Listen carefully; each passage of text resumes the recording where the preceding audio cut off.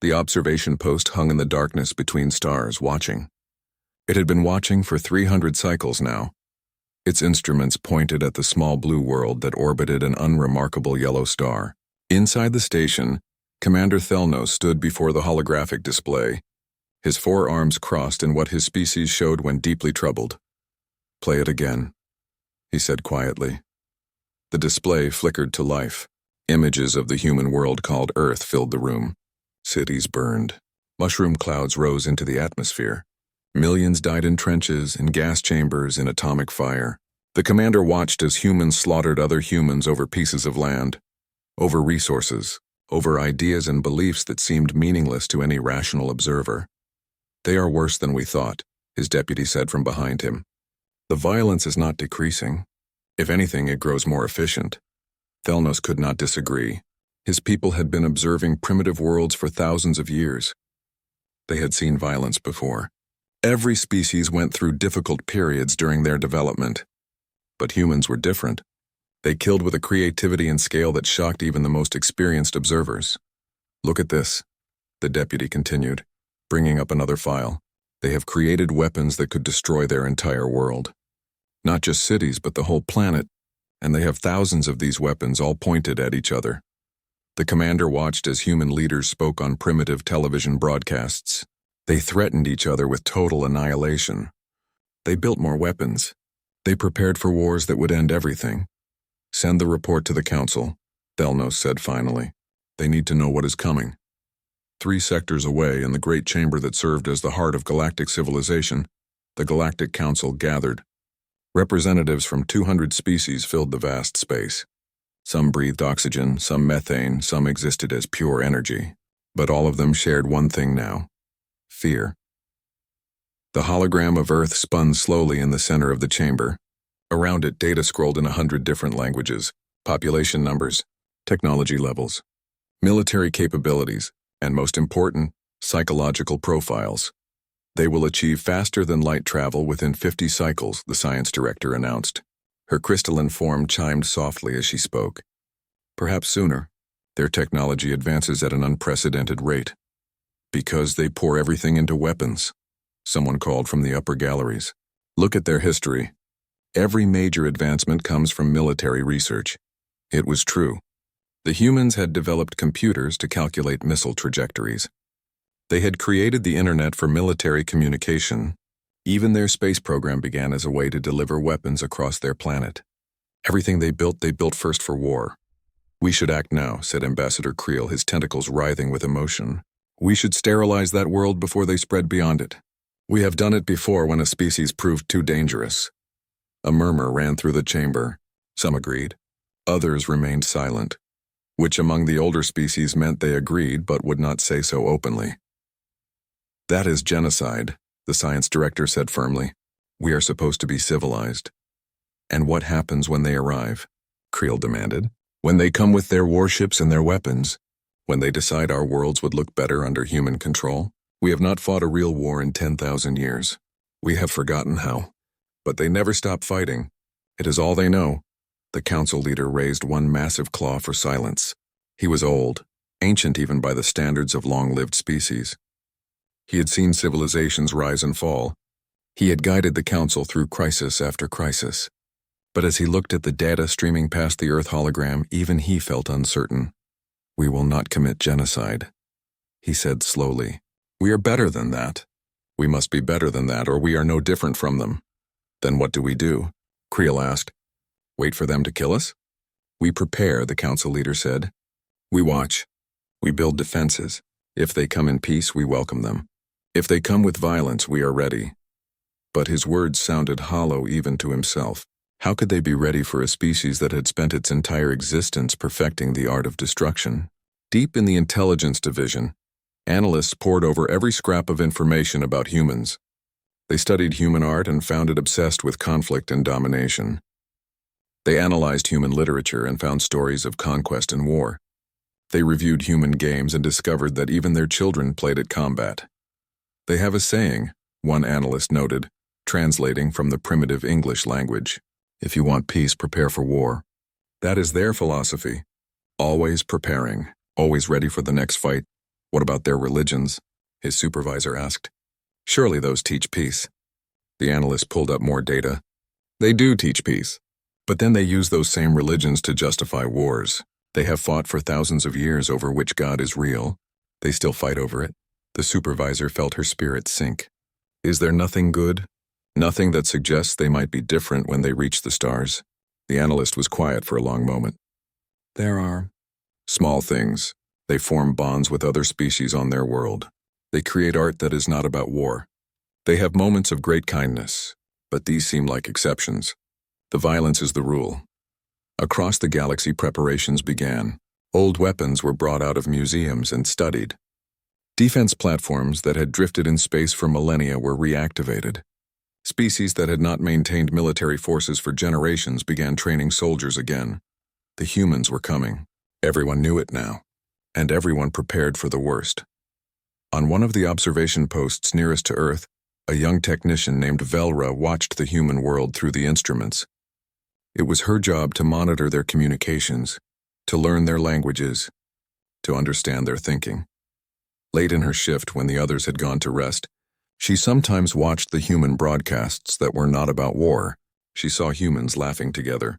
She saw them caring for their young with a tenderness that reminded her of her own people.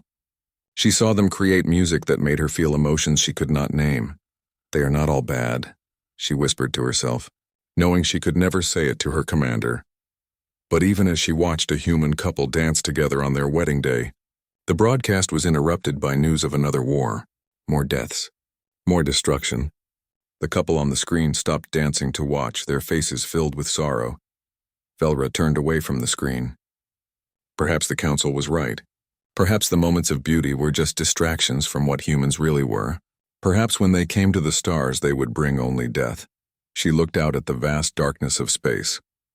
Somewhere out there, humanity was building its first faster-than-light engine. Soon they would be here, and the galaxy would discover what happened when the most violent species in known history joined the cosmic community. Everyone expected war. Everyone prepared for invasion. No one, not even young Velra with her secret hope, could imagine any other outcome. The humans were coming, and the galaxy would never be the same. The alerts came at exactly R400 Galactic Standard Time. Every monitoring station in 3 sectors registered the same thing: a tear in space-time at the edge of the Sol system. The humans had done it. They had broken the light barrier. Commander Thelnos was pulled from his sleep by the emergency signals. He rushed to the command center, his heart's pounding. This was the moment they had prepared for. The moment the galaxy had dreaded. How many ships? He demanded as he reached his station. We are detecting 27 vessels emerging from faster-than-light travel. His sensor operator reported. No, wait. 43. The number keeps growing. Battle formations? That is the strange part, Commander. They are not in any attack pattern we recognize. They seem to be scattered, disorganized. Thelnos pulled up the visual feed. Human ships filled his screens. But something was wrong. He had studied human military doctrine for years. He knew how they organized their attack fleets. This was nothing like it. Get me ship classifications, he ordered. The data came back quickly. Sir, we are detecting very few military vessels. Most of these ships are. I am reading colony ships, medical transports, science vessels. Some appear to be carrying nothing but communication equipment. That makes no sense, Thelnos said slowly. This must be a trick. But as hours passed and more human ships emerged from faster-than-light travel, the pattern remained the same. A few military ships, yes, but they hung back in defensive positions. The rest spread out into the solar system, establishing orbital stations, deploying satellites, setting up what looked like research outposts. They are broadcasting, his communications officer announced suddenly, on all frequencies. In our language. How do they know our language? They say they have been listening to our communications for 20 years. They learned. Thelnos felt a chill run through him. The humans had been listening. Watching them, just as the galaxy had been watching the humans. What else did they know? Play the message, he said. A human face appeared on the screen. It was a female, with dark hair and eyes that seemed to hold both intelligence and something else, something that looked almost like kindness. Greetings to the Galactic Council and all the species of this magnificent community, she said in perfect council standard language. My name is Dr. Sarah Chen, and I am honored to represent humanity in our first contact with you. We come in peace with open hearts and open hands. We know you have been watching us. We know what you have seen, and we understand your concerns. She paused, and Thelnos found himself leaning closer to the screen despite himself. We are not here to conquer, Dr. Chen continued. We are not here to take. We are here to give. We have brought medical knowledge, technological innovations, and cultural exchanges. We have studied your civilizations through your broadcasts, and we are amazed by your accomplishments. We hope to learn from you and perhaps to share what we have learned from our own difficult journey. The message continued, but Thelnos barely heard it. His mind was racing. This was not what they had prepared for. This was not what anyone had expected. Within the day, the Galactic Council convened an emergency session. The chamber was more crowded than it had been in a century. Everyone wanted to see what would happen when the humans arrived. Dr. Sarah Chen stood in the center of the chamber, where the hologram of Earth had spun just months before. She was small compared to most of the species present, fragile-looking, but she stood straight and met the eyes of the council members without fear. You expect us to believe you come in peace? Ambassador Creel demanded. We have watched your world for 300 cycles. We have seen nothing but violence. You have seen our worst moments, Sarah replied quietly. That is fair. They happened. We cannot deny our history, but history is not destiny, Ambassador. We learned from those terrible times. We learned what violence costs. We learned that the price of war is too high. Pretty words, another ambassador called out. But words are wind. What proof do you offer? Sarah reached into her bag. Security systems immediately activated, weapons charging, but she only pulled out a data crystal, holding it up for all to see.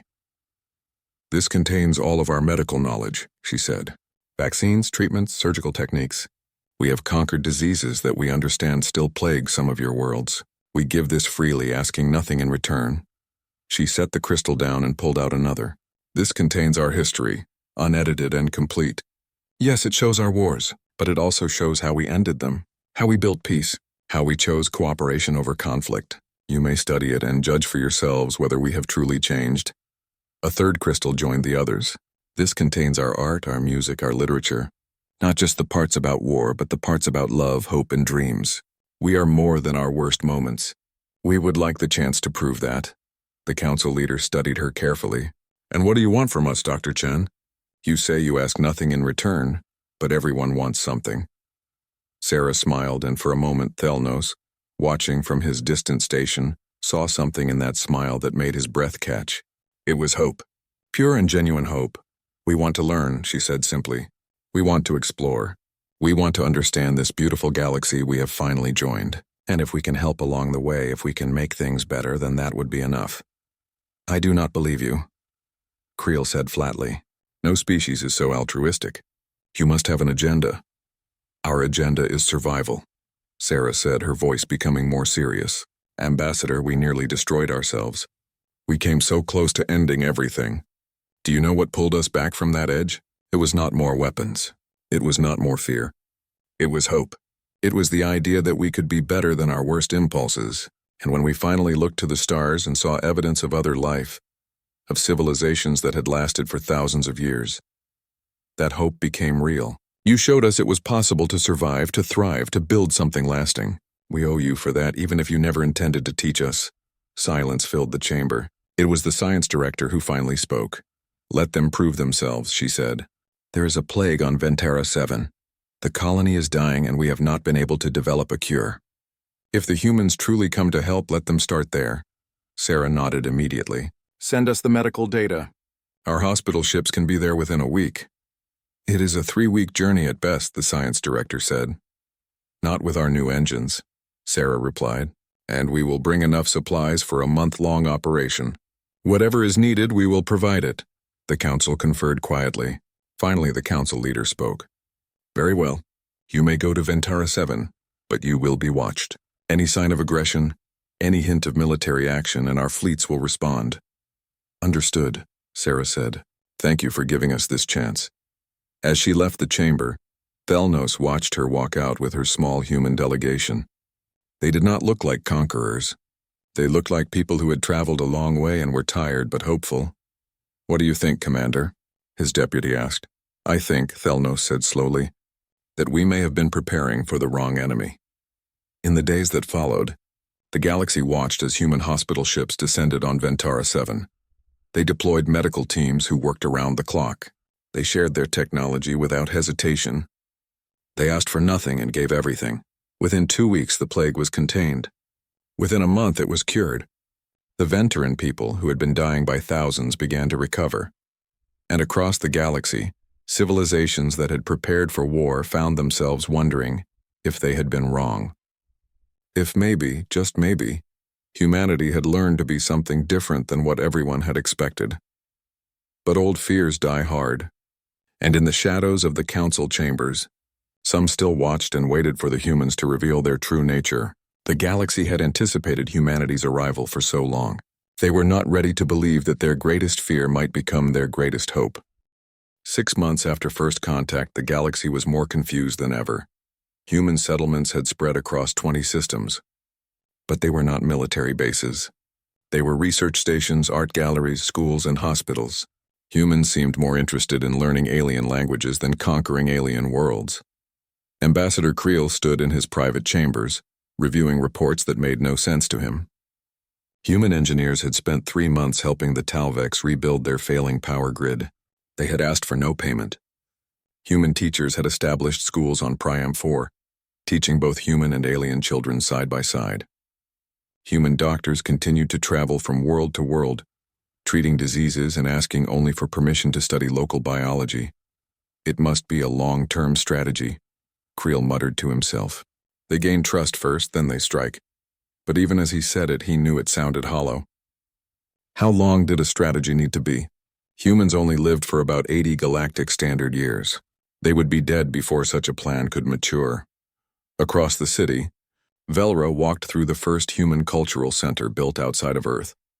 She had requested a transfer from the observation post, wanting to understand humans more directly. Now she worked as a liaison, helping humans and aliens communicate and understand each other. The center was strange and wonderful. Human art covered the walls, paintings and sculptures that showed both the terrible and the beautiful parts of their history. In one room, music played, haunting melodies that made her chest ache with emotions she could not name. In another, humans taught alien children how to paint with their fingers, everyone laughing when the colors mixed in unexpected ways. "It is overwhelming, is it not?" a voice said beside her. She turned to see Dr. Chen, the human ambassador. The woman looked tired. She had been working constantly since the humans arrived, traveling from world to world, meeting with councils and committees, always explaining, always offering help. "I do not understand your people," Velra admitted. "We watched you for so long. We saw such violence. But now you see something different," Sarah finished gently. "Would you like to know the truth? The real reason we changed?" Velra nodded eagerly. Sarah led her to a quiet corner where they could sit. "We nearly ended ourselves," she began. "About 70 years ago, we came so close to nuclear war that most humans do not like to think about it. We had weapons pointed at each other, fingers on buttons, ready to destroy everything. And then something happened." "What stopped you?" "A man," Sarah said. "His name was Stanislav Petrov. He was a Soviet officer monitoring nuclear warning systems. One night, his computers told him that America had launched missiles at his country. Protocol said he should immediately report this and recommend a counterstrike. But he did not believe it. Despite what his machines told him, despite his training, despite the fear, he decided to wait, to investigate. And he was right. It was a false alarm. One man's choice not to start a war saved our entire species." Sarah's eyes grew distant. That story spread. People began to realize how fragile everything was, how close we had come, how one person's wisdom had meant the difference between life and death for billions. It changed us.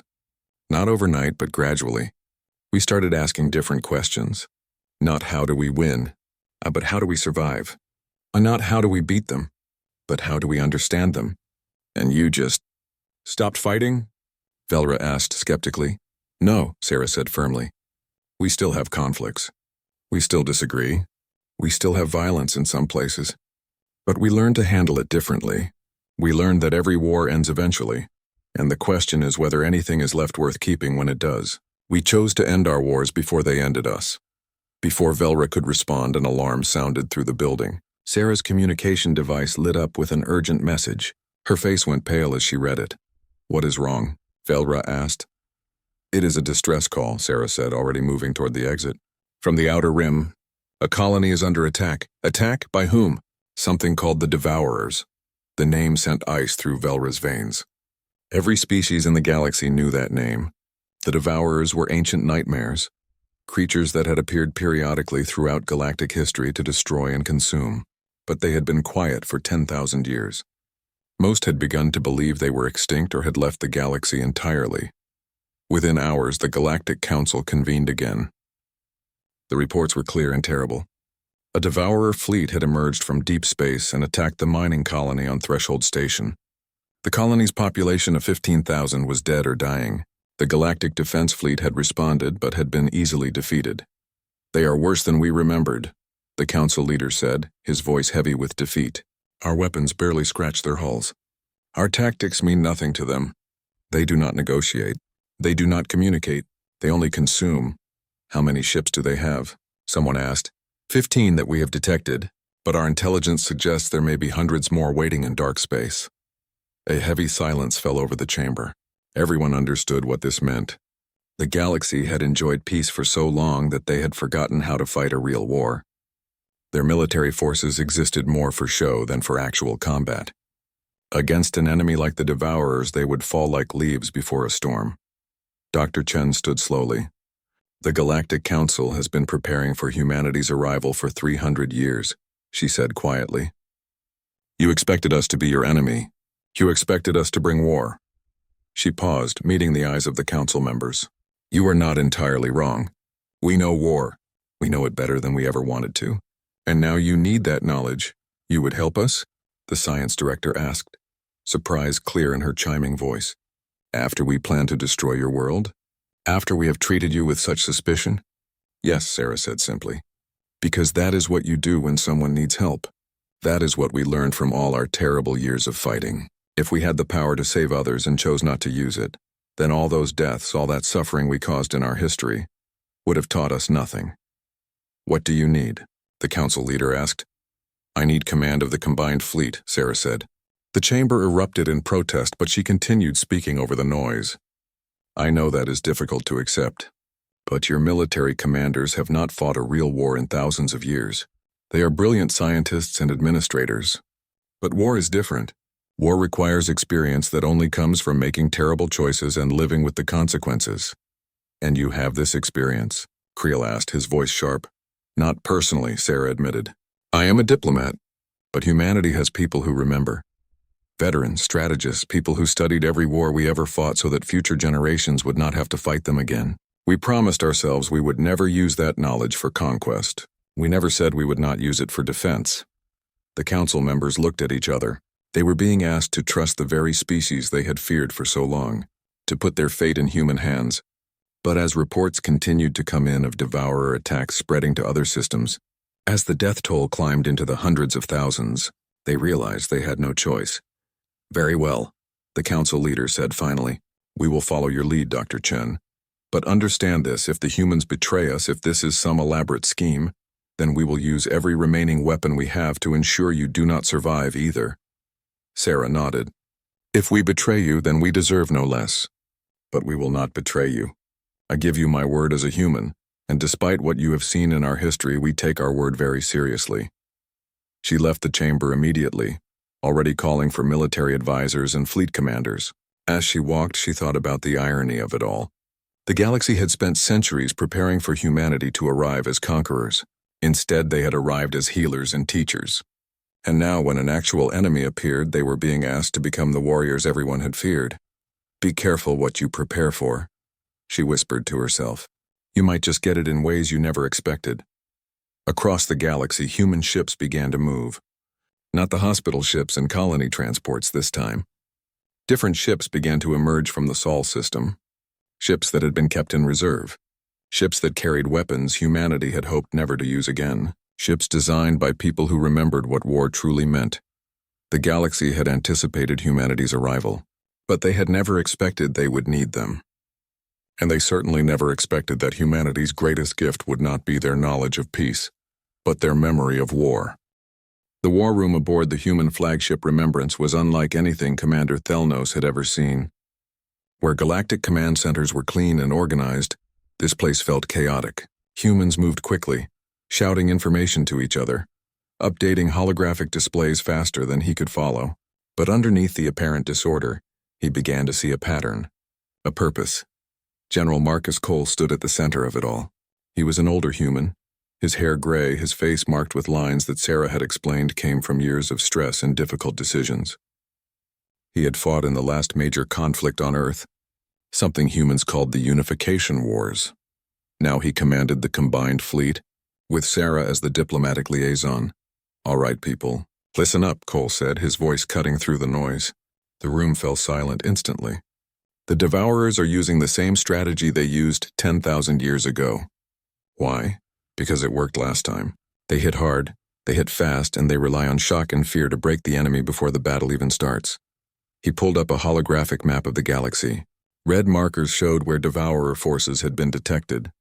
It was spreading like a disease. "They expect us to defend everything," Cole continued. "They expect us to spread thin, trying to protect every world. That is what the last galactic defense did, and they were destroyed piece by piece." He paused, meeting the eyes of the alien commanders around the room. "We are not going to do that. You would abandon our colonies?" a Talvex admiral demanded. "Leave our people to die?" "No," Cole said firmly. "We are going to evacuate non-essential personnel from the outer systems. Move them inward. Then we are going to let the Devourers think they are winning." Thelnos felt his heart sink. "You want to give them territory?" "I want them to overextend," Cole corrected. "Look at their pattern. They move fast, consuming resources as they go, but that means they need to keep capturing new systems to feed their war machine. If we make them chase us, make them spread out across a dozen systems, their supply lines become vulnerable." Sarah stepped forward. "I know this is hard to accept. In galactic warfare, you have always fought to hold every position. But humans learned a long time ago that sometimes you have to give ground to win the war. We did it against Napoleon. We did it against Hitler. We traded space for time, and when the enemy was stretched thin and far from home, we struck back." The commanders looked at each other uncertainly. This went against every instinct they had. "Trust us," Sarah said softly. "Please, we have done this before. We know what it costs, and we would not ask you to pay that price if there was any other way." The orders went out. Across 20 systems, evacuation began. Millions of aliens fled inward as human ships covered their retreat. The Devourers advanced exactly as Cole predicted, consuming the abandoned stations and moving deeper into galactic space. "They are taking the bait," Cole said, watching the tactical display. "Keep falling back. Make them think we are broken." But while the aliens retreated, human ships were doing something different. Small, fast vessels began appearing in the Devourers' rear, striking at supply convoys and disappearing before reinforcements could arrive. Hit and run. Guerrilla warfare. Tactics humanity had perfected over thousands of years of fighting. "They are getting angry," the tactical officer reported. "Devourer ships are breaking formation to chase our raiders." "Good," Cole said. "Angry enemies make mistakes." Aboard one of the raiding ships, Lieutenant James Park guided his vessel through an asteroid field, 3 Devourer fighters right behind him. His hands were steady on the controls, his breathing calm. He had trained for this his whole career, but hoped he would never have to use it. "Weapons hot," his gunner called. "They are getting close." "Let them," Park said.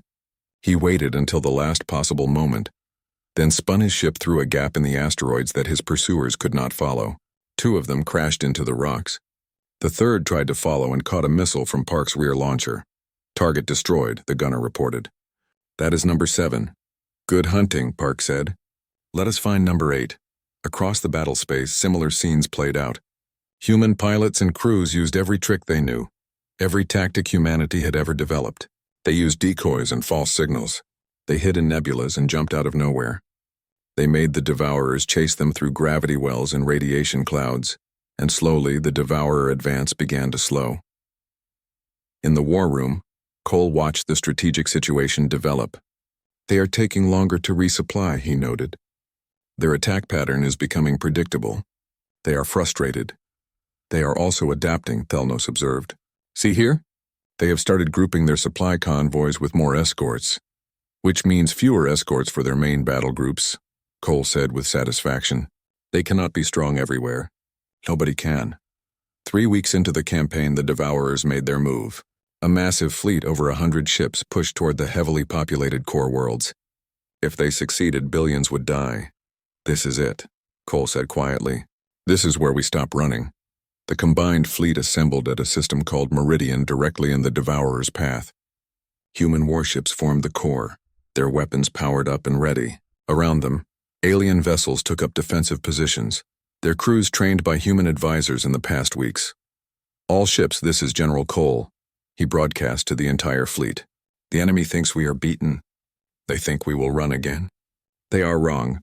We have given ground because we chose to. Now we choose to stand. For every world they have burned, for every life they have taken, for the galaxy we will defend together. Today we teach them what it means to fight someone who refuses to break.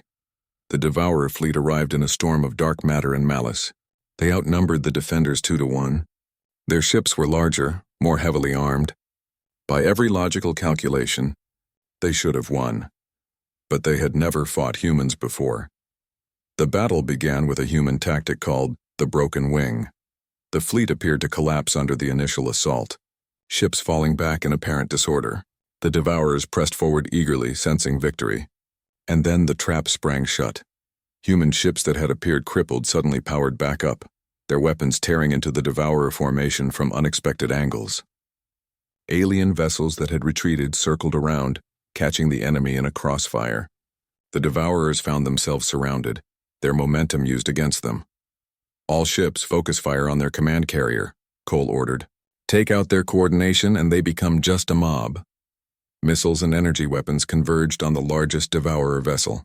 Its shields held for a moment, then flickered and failed. The ship broke apart in a silent explosion that lit up space like a new sun. The Devourer fleet hesitated. For the first time in the battle, they seemed uncertain. Press the attack, Cole commanded. Do not give them time to think. What followed was not a battle, but a lesson. The humans showed the galaxy what they had spent centuries trying to forget. They showed discipline under fire. They showed tactical flexibility. They showed the cold mathematics of war, where every move was calculated to maximize damage while minimizing loss. But they also showed something else. When a damaged alien cruiser drifted helplessly into the crossfire, human ships immediately moved to protect it, even at risk to themselves.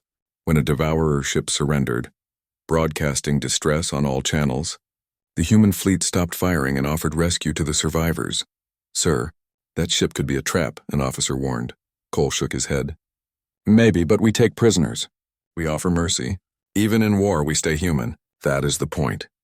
Thelnos, watching from his command post, felt something change in his understanding. The humans were not cruel warriors. They were not savage conquerors. They were something stranger and more frightening. They were people who had learned to fight with perfect efficiency, while still holding on to their compassion. They could kill without hatred. They could wage war without losing themselves to it. The Devourer fleet broke. Those that could retreated. Those that could not surrendered. The battle was over in 6 hours. In the aftermath, as rescue ships moved among the wreckage, Cole stood looking at the tactical display. His face was tired, aged by the weight of command. Sarah approached him quietly. We won, she said. We survived, Cole corrected. There is a difference. Winning is what comes next. You mean driving them out of the galaxy? No, Cole said. I mean making sure this never happens again.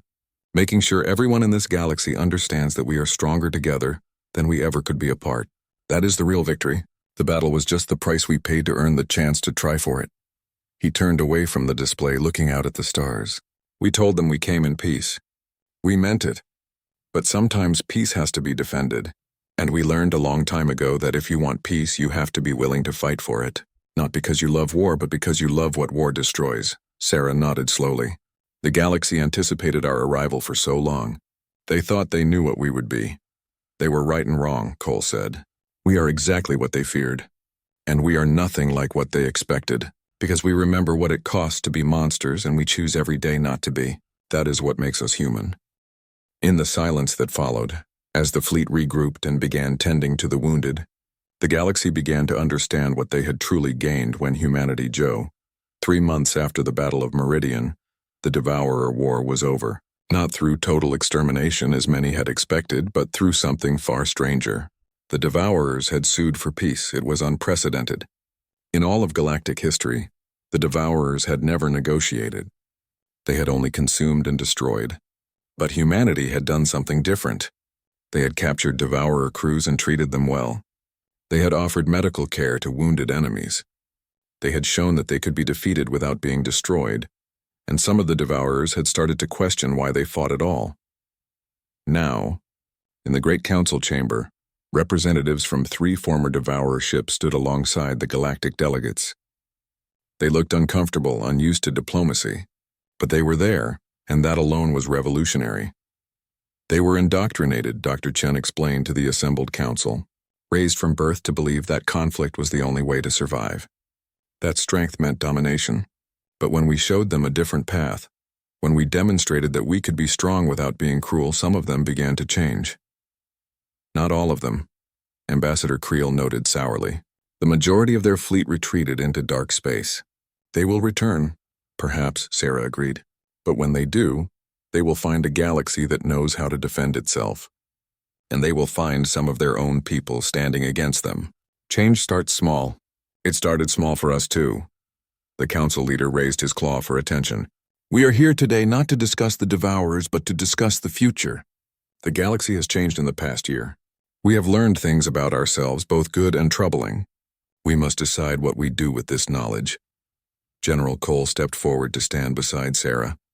He had not wanted to come to this meeting, preferring to return to Earth and retire, but Sarah had insisted that the military voice needed to be heard. You asked us to lead your defense, he said bluntly. We did. We won. Now let me be very clear about something. We never want to do that again. Murmurs ran through the chamber. You misunderstand, Cole continued. We do not regret helping you. We would do it again if necessary. But war should never be easy. It should never be comfortable. The moment you start to like it, you have lost something essential. We humans know this because we forgot it once and it nearly destroyed us. He pulled up a holographic display showing human casualties from the war. We lost 18,000 people in this conflict. 18,000 individuals who had families, dreams, futures. That number haunts me. It should haunt all of us. Because every single one of them was irreplaceable. But you saved millions, the science director said gently. Your sacrifice protected billions. Yes, Cole agreed. And that makes it necessary. But never good. Never glorious. Just necessary. If you want humans to help defend this galaxy in the future, you need to understand that distinction. We will fight when we must. We will die if we must. But we will never celebrate it. Sarah took over. Which brings us to the proposal we want to present. Humanity requests the formation of the Galactic Defense Initiative. Not a conquering army, but a true defense force. Multi-species. Multicultural. Trained not just in warfare, but in de-escalation, diplomacy, and peacekeeping. She brought up her own display, showing organizational charts and training programs. We want to teach you what we learned. Not just how to fight, but when to fight and when to find another way. We want to share our hard-earned wisdom so that maybe, just maybe, future generations will not need it. You want to build an army, Creel said flatly. We want to build a shield, Sarah corrected. There is a difference. An army conquers, a shield protects. We have been both in our history. We know which one lets us sleep at night. The debate that followed lasted for hours. Some species worried that humans were positioning themselves to control galactic military power. Others argued that refusing the offer would be foolish after what the Devourers had demonstrated. Still others wondered if accepting human help meant accepting human values. It was Thelnos who finally stood to speak. He was no longer just a commander of an observation post. The war had promoted him to admiral, a position he had never wanted but accepted out of duty. I watched humanity for 300 cycles, he said quietly. I saw their violence. I saw their wars. I reported that they were the greatest threat we would ever face. And I was right. He paused, letting that sink in. I was also completely wrong. Yes, they are dangerous. Yes, they know how to wage war better than any species we have encountered. But they are dangerous like a doctor's knife is dangerous, capable of cutting, but used for healing. He looked directly at Sarah and Cole. "In the Battle of Meridian, a human ship protected my cruiser when it was damaged. The human captain told me later that he never considered leaving us to die. That is not what we do," he said, as if it was the simplest thing in the world. As if there was never any other choice. Thelnos turned back to the council. "We anticipated humanity's arrival for so long. We prepared for monsters. We got something far more terrifying. We got hope. We got the proof that a species can change, that violence is not destiny, that the bloodiest species in history can become its greatest defenders. If we turn away from that, if we reject this offer out of fear or pride, then we deserve the next disaster that comes." The vote was called. It was not unanimous, but it was decisive. The Galactic Defense Initiative would be formed. Humanity would train a new generation of defenders, but they would not control them. Multi-species command, multi-species oversight. A shield, not a sword. 6 months later, the first training station opened above a neutral world. Recruits from 100 species gathered to learn from human instructors. They learned tactics and strategy, yes, but they also learned about the rules of war, about protecting civilians, about when to show mercy. Velra was there, having joined as a communications specialist. She watched as a human sergeant taught a class of young aliens about combat ethics. "You will face situations where killing would be easier," the sergeant said, "where mercy seems like weakness. In those moments, remember this: anyone can be cruel. Any species can destroy, but it takes real strength to stay civilized when everything tells you to be savage. That is what we are teaching you. Not how to win battles, but how to win them without losing yourselves." One of the young recruits, a Talvex barely old enough to serve, raised his hand. "Sergeant, why did humans change? What made you choose to be different?" The sergeant was quiet for a moment. "Fear," he said finally. "We were so afraid of what we had become, so terrified of what we might do that we forced ourselves to change. We looked into the abyss of our own potential for evil, and we decided we did not like what we saw, so we chose something else. Every day we choose something else. It is not always easy. Sometimes it is the hardest thing in the world, but it is always worth it." Elsewhere in the galaxy, human settlements continued to grow, but they grew differently than anyone had expected. Mixed communities formed where humans and aliens lived side by side, learning from each other, creating something new together. Human musicians collaborated with alien composers, creating music that incorporated instruments and scales from a dozen worlds. Human scientists worked with alien researchers, combining different perspectives to solve problems neither could handle alone. Human doctors trained alien medical students, while human students learned alien healing techniques. On Earth, the first galactic embassy opened in Geneva. Alien diplomats walked human streets, ate human food, and experienced human culture. Many were surprised by what they found. Not a unified military world, but a planet still divided in many ways, still working through its problems, still arguing about the best path forward. "You are not perfect," one alien ambassador observed to Sarah during a dinner in her honor. "No," Sarah agreed, smiling. "We never claimed to be. We are just trying to be better than we were yesterday. That is all anyone can really do." A year after first contact, the anniversary was celebrated across the galaxy. The day was declared Unity Day, a reminder of when the galaxy had faced its greatest threat and survived by standing together. In the council chamber, now renovated to include human-sized seating, the council leader gave a speech that was broadcast to 1 trillion beings across 100 worlds. "We anticipated humanity's arrival for 300 cycles," he said. "We prepared for conquerors. We prepared for war. We prepared for the end of our peaceful age." And in a way, all of those things came true. The humans did bring war. They did end our peace. But they also brought something we had lost somewhere in our 10,000 years of tranquility. They brought the memory of struggle, the understanding of cost, the appreciation of what must be defended. He paused, his old eyes sweeping across the chamber. "We thought we were civilized because we had forgotten how to fight. But the humans taught us that true civilization is not the absence of the capacity for violence. It is the choice to be better despite that capacity." They arrived carrying both the sword and the olive branch, and they knew when to use each. That is the lesson they brought to our galaxy. The council leader looked directly at Sarah, who sat in the human delegation section.